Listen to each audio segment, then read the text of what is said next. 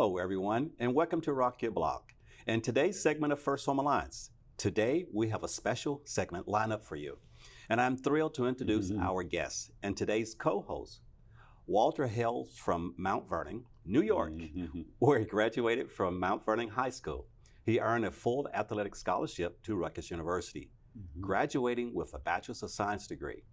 As a four-year All-American track and field athlete, he earned several national NCAA awards. With over 30 years of experience in marketing and public relations with Xerox, Honeywell, and Samsung, Walter has shown exceptional leadership in community engagement, and he is a graduate of the Columbia School of Broadcasting with extensive training in spin selling, Miller Heisman, and total quality management.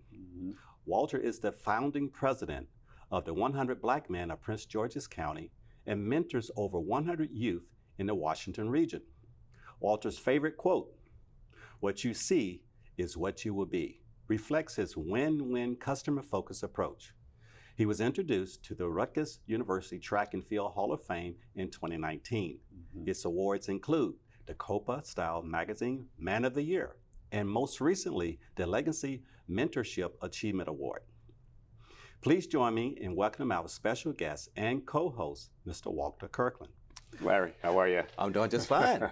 Hey, Coach, this is nothing new for you. Oh, man, this is amazing, man. I'm just so honored to be here, Larry, and I love what you do. Yes, well, yes. Well, Walter, I want to introduce to our audience. Tell us a little bit about your journey. How did you end up here in Washington, D.C. area? You know, it's always a woman, Larry. I think we mentioned that we had dinner the other day. I was coming, met this young lady in New Jersey. She moved down here, and the rest is history. We got married, and then I stayed down here, and then it led me to all these great career aspirations and changes.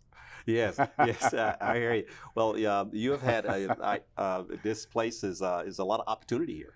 It's tremendous. When I first moved here, in terms of the demographics, I was impressed with the number of African Americans doing extremely well compared to New York City, which is really separate. Yes, yes. And so there in New York, how did you track and field? You know, how did that play a part in you? Yeah, in my journey, Larry, we were on welfare. My mom cleaned houses. We didn't have a lot of support financially. And I fell into lifting weights at 13. I remember like it was yesterday. Yes. And one thing led to the other. I was called the Blur in high school. I ran the 40 and 4.4, which is fast back then. Yes. It led to me playing quarterback as a football player, but more importantly, track and field. And I said to myself, I'm going to make the Olympics. And then one thing led to the other. I won a lot of local meets, the Milrose games, the pin relays. I got 17 scholarship offers, and my life changed forever. Got recruited by Rutgers University and a lot of other schools, and then my life just took it propelled to a different level. Yes, yes. And so tell us about how that transition, you know, from college until into your other career. Yeah, so going to Rutgers, had a chance to make the Olympics. We got boycotted in 1980. That's how old I am, by the way. We couldn't go anyway, but I actually got to a national championship, which was phenomenal to win that in a D1 level. And then I got recruited by IBM and Xerox. I chose Xerox and had a great career for 10 plus years. Then I went on to Honeywell as a national account manager for AT&T nationwide. And then from there, I went to Samsung and GE Healthcare. Spent another 10 years there selling ultrasound to doctors and had a phenomenal career there. And it's been an amazing journey in sales. And now I do PR and marketing in the community, along with things like the 100 Black Men of Prince George's County, Maryland. Yes. And so how was the your athletic career and then bringing those talents, you know, to corporate America? Yes. How did that Larry, you're a military guy. Yes. It's vigor. It's showing up early, leaving late. It's repeatable processes that work. It's called what you measure is what you improve. So I took that same mentality and training and trying to make the Olympics to my sales tactics. When I was on the phone, I was a beast. I would make 100 calls a day. And out of those 100 calls a day, you might get 5 commitments. You may get 2 commitments, but you got to have that vigor. You got to work every day and have that passion. The other thing, Larry, is when you're engaged with people and you make that relationship engaging in a win-win scenario, you're going to win in sales and marketing and even in the negotiations in life. That's what I did professionally, and it worked to this day. And I wear this Hall of Fame ring with pride every single day as it relates to my life. Yes. Okay. And how did that relate to actually working with teams? Yeah, it was always innate. Even when I was in college, in the summer, I would work for the Mount Vernon Recreation Department. It's called Money Earning Mount Vernon. Denzel Washington's from there, Richard Roundtree, Dick Clark from American Bandstand is from Mount Vernon. Okay. And I used that same vigor in the summer, actually working with the youth. And I found an affinity for these kids that really enjoyed me.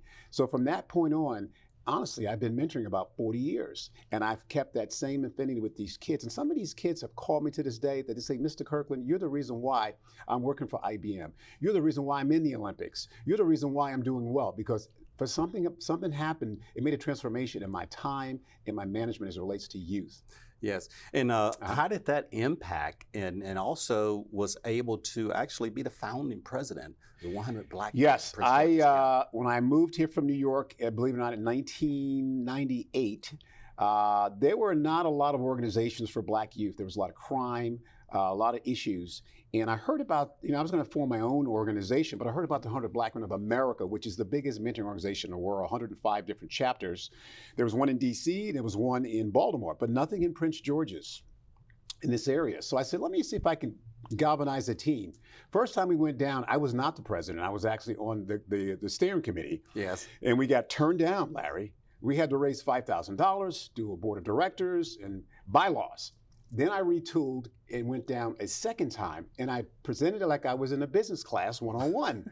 And that's how we got a standing ovation, and that's how we got this beautiful chapter. Some 15 years ago, we mentor over, get this, over 300 youth. Wow. 5,000 mentoring hours per week. Financial literacy, health and wellness, education, mentoring. We are changing lives in a very good way from a nonprofit status. Wow, that's really exciting. Yes.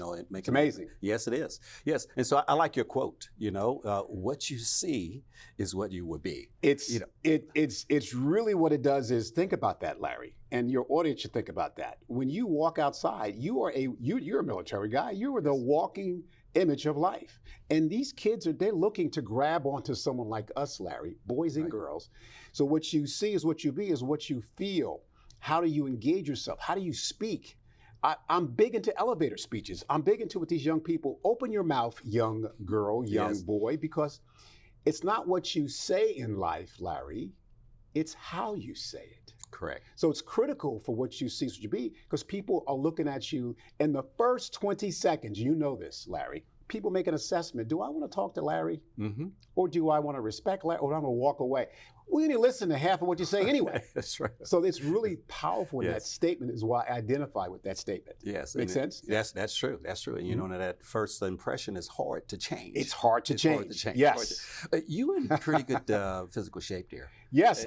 You present yourself very well. Thank you. I ran the Senior Olympics. Thank you, sir. Yeah. I ran the Senior Olympics last year and got fifth in the country in the 400 meters, a one-lapper. Oh, wow. And I was amazed without getting injured. I trained for 9 months and got fifth out of 50 guys my age. Yes. And got fifth place. I was just amazed by that. So physical activity is critical. The body's made to move. Whether you're 40, 50, 60, 70, the body is made to move. There is a clinical fact that it'll keep your age, keep you young, keep you vigor, keep you moving. You gotta exercise at least 20 minutes a day. Yes, and I know that you talked to me about moving, keeping it moving. Yes, sir. The body is made to move, keep it moving. And also, talk to us about the walk that you and Yes, I'm the chair of Prince George's County's Alzheimer's Walk. It's October 26th at the National Harbor. My dad, unfortunately, shot himself in the leg. He was 89 years old, and he forgot his gun was loaded. First of all, why are you cleaning a gun at 89? It's just boredom. He forgot where to park his car. He thought I was my brother. Signs were coming in telltale signs. This is a very strong epidemic, specifically in Prince George's County, Maryland, and Baltimore County, but I lost my dad to that. So we had this walk October 26th that we'd love for you to guys hang out from 9 to 12 at the National Harbor. So you guys can go to my website. It's alz.org, alz.org, and put in Prince George's County Walk if you want to join the team or get involved with this great walk on October 26th. but that sounds good. And I would definitely bring a team. And, thank you, sir. Yes, Great I cause. would be there. You're the man. Yes, I want to be a part of it. Yes. And so, Walter, and so, we have a very special thing that we're going to do for this particular segment. That's what I hear. Yes, so we're going to sort of switch roles. Sure. But before we switch roles, I just wanted our audience to let them know where they can find more information about what you're doing in the community. You can go to 100 Prince George's with an S.org, 100princegeorges.org, or you can also give me a call. I'm old school, Larry, 240-535-3346, 240-535-3346. Okay, that sounds good. And we'll give them another chance, too, that you can Awesome. that they can connect with you. Okay, we're going to throw it to a break. All right. And we're about to take a short break. But before we go, I would like to remind you that First Home Alliance is a HUD-approved housing counseling agency serving the National Capital Area.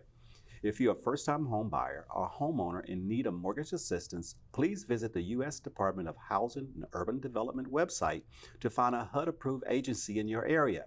We'll be right back after the break. Stay tuned. With First Home Alliance, a little bit about First Home Alliance. We are a HUD-approved housing counseling agency that was established in 2002 by our executive director, Larry Law. He established the nonprofit. He established it because his mother purchased her first home at the age of 65. And everyone was like, how did you do that? Because her income was really low. And so that's how he found out about the USDA program. And so through the USDA program, his mother was able to purchase her first home. It intrigued him to see how he could help individuals basically experience the American dream of homeownership. So he established the nonprofit. Mission is to increase homeownership to low to moderate income families. And so what does First Home Alliance do?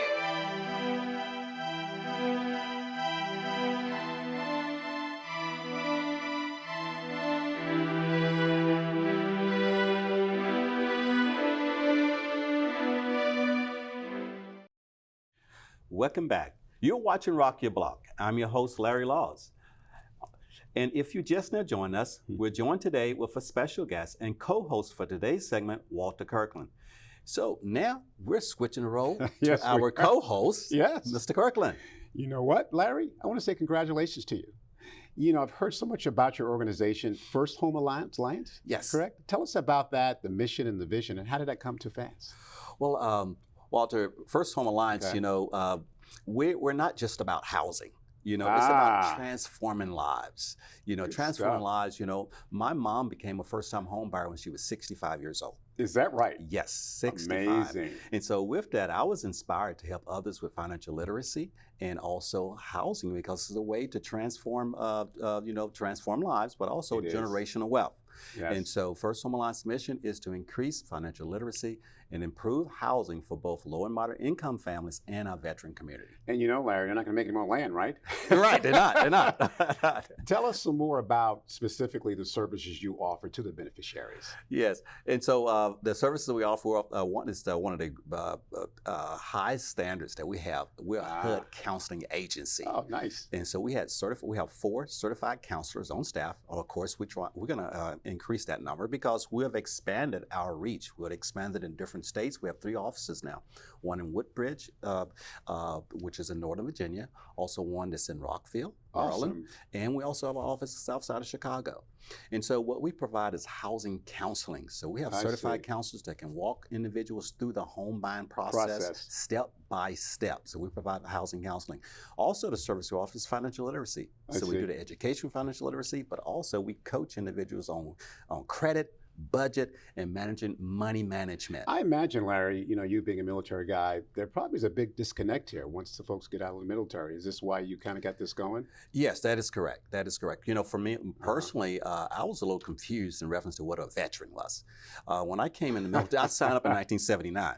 Yeah, what is a veteran? What is a veteran? Right? Yeah. I thought a veteran was someone that served, in war, you're a Vietnam veteran, or you retired from the military. And So did I. Yeah, that's what I thought. And so when I retired out of the military, that's what I thought. Until I started partnering with other veteran organizations and finding out we actually in uniform today, we only have 2.3 million in uniform. That's all the services: Army, Navy, Marines, even included the National Guards and reservists and Space Force and Coast Guard. Those are active duty. Individuals that have served and have an honorable discharge that have out, they may only served a few days or a few weeks or a couple of months, but they have an honorable discharge. They have put the uniform on and now they're out of service, or they may even did 10 or 15 years. We have over 18 million veterans, military veterans in our 18 million? 18 million. I didn't know it was that high, Larry. Yes, there's a lot of veterans out there. So that's the population. You know, I want to commend you, Larry, because the veterans, you know, you guys don't get enough attention and support. Housing and, you know, the suicide prevention piece. Why is that, Larry? Well, if you look at the numbers, pure numbers, and we're still, if we say 20 plus million, that's less than 1%. So 1% of our population put the uniform on and go out and serve. And so when you start talking about budgeting and items and bringing attention and awareness to the need and resources, the ones in uniform, you get a lot more attention while you're in uniform. You step out of that uniform, I'm retired. And so when I go for my college benefits, or if I go for housing, if I go even for medical treatment, I'm not category 1 anymore. That's a good point. Yes. Tell us the success story of a beneficiary. I'm sure you have numerous ones. What's a highlight, Larry? Yeah, one of the highlights that actually is a combination of a lot of the different services. We had what comes to mind, a transformative service, was Mr. Harris. Okay. Mr. Harris, a single, had 2 school-aged kids, recently separated, and he actually was on the verge of losing his apartment. And so he come to us to actually stabilize his rental situation. And so preventing homelessness, also preventing eviction, we was able to negotiate with his landlord, come to a reprieve in reference to his rental situation, renegotiate that lease because he was in counseling with us and we was able to stabilize. But we didn't stop there. Good for you. We did not stop there with Mr. Harris. He was very much engaged. He improved his credit. He started saving his money. 3 years later, he was a first-time home buyer. Get the heck out of here. Yes. Good for you. So that is the transformation. Those are things that wake me up in the morning and actually causes me to sleep very well at night. That's amazing. Because we know we made an impact. Give us another example. Do you have another example with another person or family? Sure. We have Give amazing. us another one. Another one, we'll speak of one of our military veterans that had retired, and also now he's serving in another capacity, and they do a lot of traveling overseas. Actually, he's a dog trainer. That's what he did in the military. Now he's training those dogs at airports in different countries around the world. Awesome. Well, during that time period, there's been some layoffs and things of that sort where his house was in a situation where he couldn't make his mortgage payment. And not being able to communicate with the servicer and speak in the right language when it comes to foreclosure. Absolutely. Well, he came to us, and of course, we was able to step in, do the loss mitigation with his particular case, working with his mortgage servicer and being able to rectify the situation and doing a loan modification to make his housing more affordable for him. Tell the viewers, how does someone get a hold of you guys? What's your outreach, and how would someone get a hold of you for these services? Yes, of course. It's easily go to HUD.gov and look for a housing agency, put in the zip code, and we'll come up, or the state. But to get direct contact with First Home Alliance, our website, that's firsthomealliance.org. Okay. Firsthomealliance.org, and then you go to the services tab and select the service that you need. And someone will call them back the same day? That is correct. Well, within 24 hours. There we go. Within 24 hours. There we go. Sometimes email is quicker, and so we also have a helpline. So that's help, HELP, at firsthomealliance.org. And you can send it directly to our help desk. A lot of times you'll get an email response right away. And if you need to set up and get you intake registration, we'll go ahead and send that information to you so we can get you in line for orientation and start. It taps my heart, Larry, because I never served in the military, but you guys were serving our country. You were protecting our country, and I just think we take it too lightly. So I think we need to give more of these type of services to our veterans. So what specific strategies do you do to reach out to these veterans? What do you have mechanisms to reach out to them? Yes, well, we're involved in the community events. We attend housing fairs. I see. But we also collaborate and partner with other organizations, other veteran organizations, specifically the VFW, the American Legion. VFW. Yes. I know you have something going on there. We'll talk about that later. Yes, yeah. And so we collaborate with them, and also the Veteran Association of Real Estate Professionals, these and organizations that educate and advocate for our veterans. We intentionally partner with them so that we can reach our veteran community.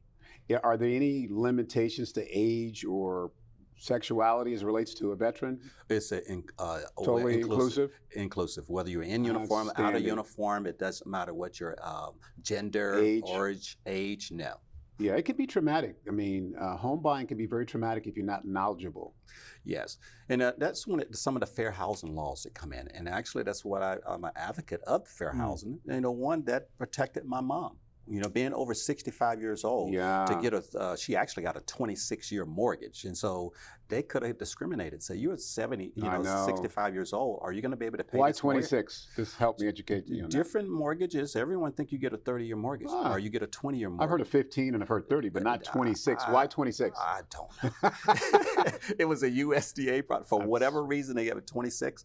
I've seen 26-year mortgage. I've seen 30-year mortgages. Fascinating. Of course, I've seen over 30, and now, well, some of the modifications, we even get a 40-year mortgage. Interesting. Yes. Terrific. So, you know, as we build up to this event, we're going to talk about this pretty soon, November 9th. What's with this Mardi Gras gala thing going on? What is that all about? 90-day step challenge. Well, you know, it sounds nice. Yes, yes. Well, we're trying to educate, motivate. Of course, we like the, you know, in the military, the esprit de corps and all these great things, you know. And so I think that is it's a catchy thing. It is. You know, I'm from Arkansas, but I spent some time down in Louisiana, actually, 1 year down there. And Mardi Gras, I don't know a lot about the history, but I know that the people are inspired. It's a lot of fun. It is. And a lot of people come out. Yes, it's colorful. It's a lot of engagement. Yes, that is true. And so that is our theme this year. We've been doing our gala for over 10 years now. This year's theme is going to be Mardi Gras. 10th year. Yeah, awesome. This is our 10th year. Tell the viewers exactly what that challenge is.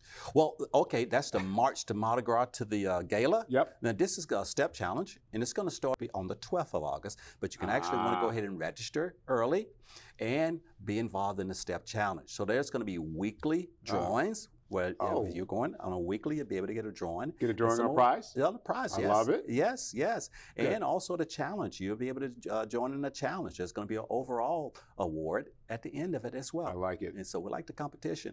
And so just like we go through the steps of home buying, the steps of improving your credit, we're going to want you to march and actually count your steps, you know, be physically involved and, you know, and march all the way 90 days to Mardi Gras. Last year, our organization did almost 20 miles in reference to steps. Wonderful. We had, I don't forget the millions of steps it was, but we had over 20 miles that we actually did as and we a team. And we talked about this in another segment, how the body's made to move. So, hey, this gives people a chance to get out and work out for a good cause, right? Yes. Get the body moving. Yes, that's true. That's true. Hey, Larry, great conversation today. Tell us more about what's happening on November 9th. Yes. Well, Walter, November the 9th is, we're going to have our Veteran Appreciation Luncheon along with our Mardi Gras Gala, Awards Gala. Nice. And so the evening is going to start off with a luncheon. And so with the American Legion, which we're partnering with, we're going to go through their regular procedures in reference to a pledge. There's going to be a keynote speaker. And after the keynote speaker, we're going to hand out some awards. And then it's going to be a super flag dedication. What a great day. Yes, yes. And then after the luncheon, that evening at 6 o'clock, there's going to be a networking reception and then our awards, where there's, of course, there's dinner is going to be served. We're going to hand out some awards to deserving members and talk to some of our partners there and live music entertainment. Sounds like a great program. Yes, yes. And so we'll want to share that information. Individuals want to get more information about the gala and the award ceremony. They want to visit our website. That's at firsthomealliance.org. Awesome. Well, this has been a great discussion. Yes. Thank you for allowing me to support you. Well, Walter, thank you for coming on this evening. And we're looking forward to working more and doing more of this. Yeah, I'd love to. All right. All right. Thank you. All right. I hope you enjoyed this dual interview today with our co-host and coach, Walter Kirkland.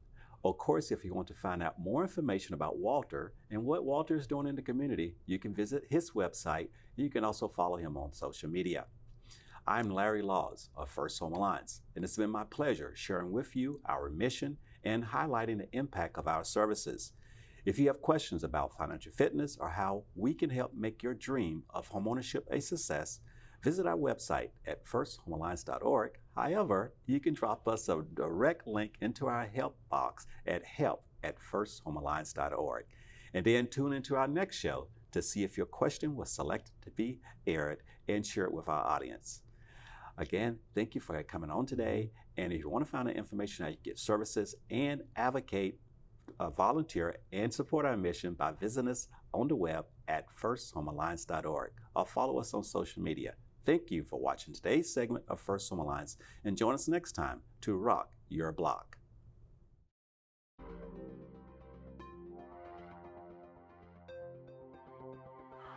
Glad to know that, some of this stuff about credit and buying houses is written down somewhere.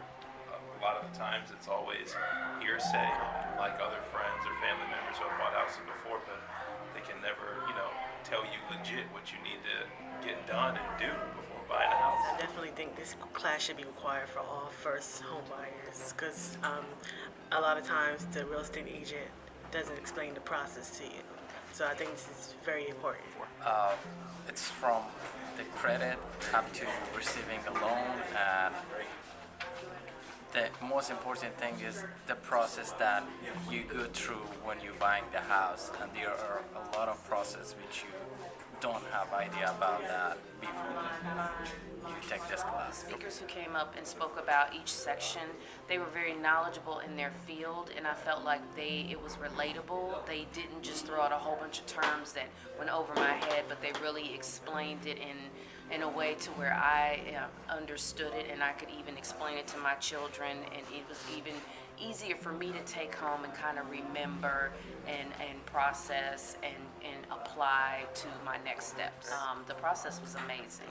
They start first with a class before even finding a lender or agent. So I did all that and I wasn't able to purchase, and then I was like, oh, you know what, there's a lot of information I'm not aware of. Let me just start from the beginning, to put everything on hold.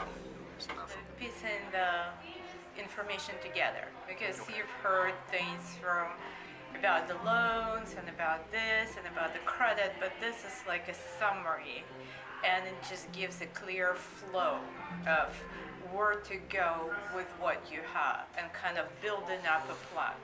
So that kind of gives me a whole picture of where I needed to go and how to get there.